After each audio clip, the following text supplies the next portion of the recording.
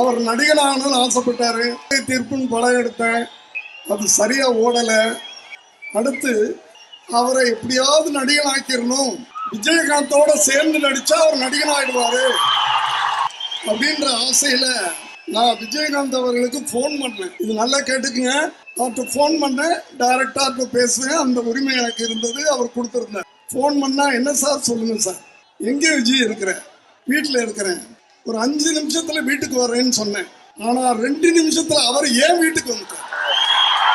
குளிச்சுட்டு போலாமே, நான் பாத்ரூம்ல போறேன், இவர் பெட்ரூம்குள்ள நுழையிறாரு. என்ன சார் விஷயம் சொல்லுங்க சார் அப்படின்னு.